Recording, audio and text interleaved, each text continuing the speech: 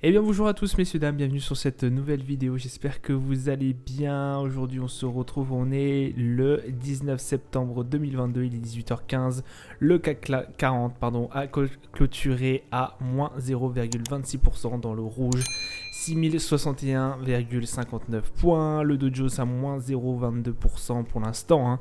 Le Nasdaq à moins 0,36, le DAX qui finit en légère hausse, plus 0,49, le FTSE 100 à moins 0,62 et le Nikkei 225 à moins 1,11. Le Brent du coup qui est à 91,71$, le 11$ à 1671$, l'euro USD sur la parité 1,00007 et le 10 ans US à 3,47%. On va commencer à arriver sur les 3,50 sur les 10 ans US.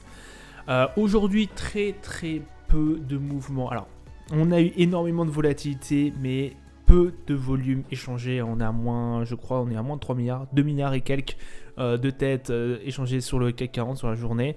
Bon, pas grand chose, effectivement, on attend énormément de ce qui va se passer mercredi oui, puisque la Fed va commencer à se réunir mardi, je crois, donc demain. Et voilà, ça va être la fin de la discussion mercredi où on va annoncer, je crois, de tête, oui, je crois que c'est mercredi, la décision des taux. Donc voilà, ça va être très attendu. Dans la semaine, je crois aussi que la BCE, Christine Lagarde, devrait prendre la parole. Je me demande si c'est ou pas aussi mercredi. Donc voilà, pas mal de choses qui vont être assez mouvementées sur le marché. On a eu quand même une semaine très compliquée la semaine dernière, notamment avec ce taux d'inflation qui était plus fort au niveau des US. Donc bon voilà, ça fait un sacré choc au niveau de la semaine dernière. La semaine dernière qui a été rouge, la plus forte baisse je crois de tête sur le Nasdaq depuis juin. Donc oui, ça a été une très mauvaise semaine. Là, je crois qu'on attaque déjà cette semaine avec un CAC 40 qui fait sa cinquième séance d'affilée dans le rouge. Donc c'est compliqué, ça reste extrêmement tendancieux. On a quand même eu de la chance de finir à que moins 0,26%. On a eu un recul de plus de 2% et quelques sur la journée. Quand on a débuté cette journée, c'était vraiment très dur. On n'avait pas bien passé en dessous des 6000 et quelques points. Imaginez-vous, on a 120 points entre les plus hauts et les plus bas de différence sur le CAC 40. Donc ça reste extrêmement volatile. Pareil, le Nasdaq ne fait que de repasser dans le rouge, puis dans le vert. Donc on est vraiment très instable en ce moment. Et pas beaucoup d'investisseurs qui se prononcent, qui essayent d'anticiper les marchés, puisque voilà, les grosses annonces vont se faire dans cette semaine.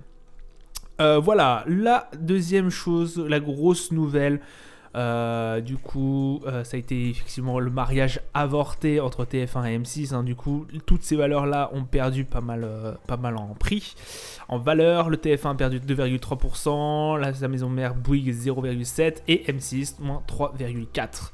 On a aussi Malneva qui a chuté de 19,5%. Le groupe français du coup a conclu un accord sur la fin de leur collaboration avec notamment IDT Biologica dans la production de vaccins à virus inactivés contre le Covid-19 de Malneva.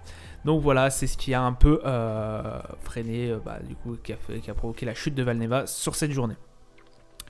Autre bonne nouvelle ou moins bonne, on a aussi Porsche qui va rentrer en bourse en capitalisation bientôt. Je sais plus quand est-ce que c'est, mais voilà, on parle de 70 milliards.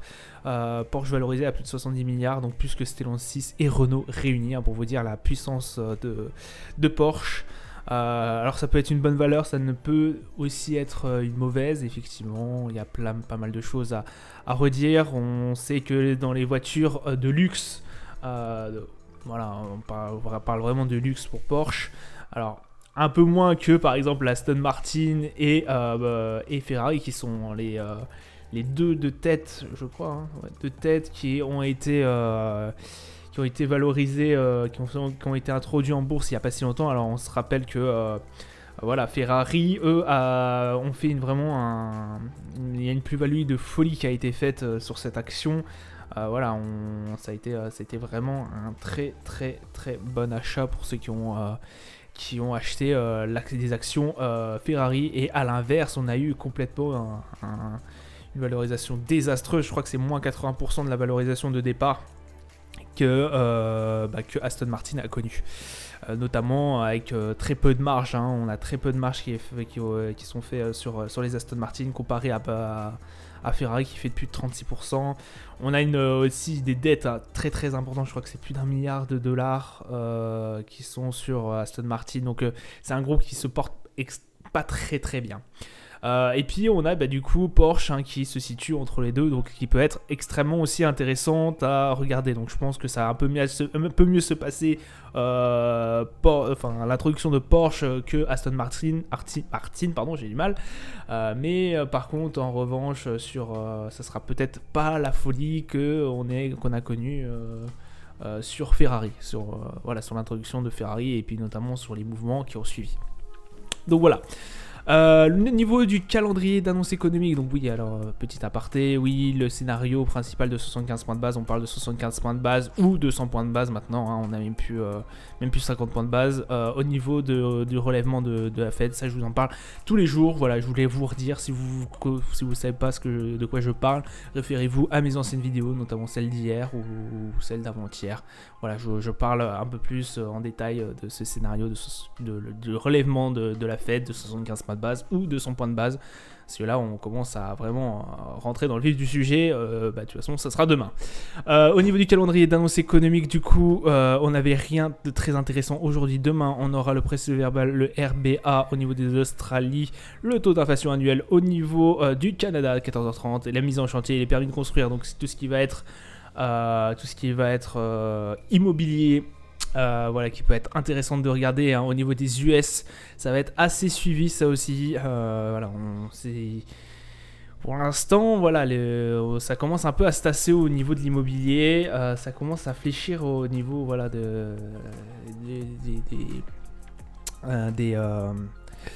de l'immobilier au niveau des US. Donc peut-être une stagnation de l'inflation, on ne sait pas trop.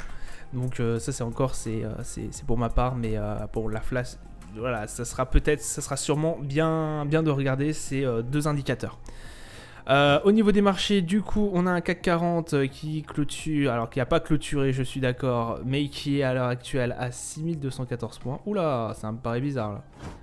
Bon, alors je suis vraiment désolé, on va pas pouvoir faire cette review des marchés. Je pensais que j'avais les marchés en main là, et absolument pas. Apparemment on a un problème au niveau de la connexion, alors je sais pas pourquoi. Pourtant ma connexion marche très très bien, donc j'ai peut-être un problème au niveau du compte. J'arrive pas à me reconnecter sur mon broker. Ça vient de cet ordi, donc je suis vraiment désolé, on pourra pas faire le record de ce qui se passe sur les marchés pour aujourd'hui. Vraiment désolé. J'espère que cette review vous aura quand même plu. Je vous dis du coup à demain. J'essaierai que ça marche demain. Portez-vous bien. À plus tard. Ciao.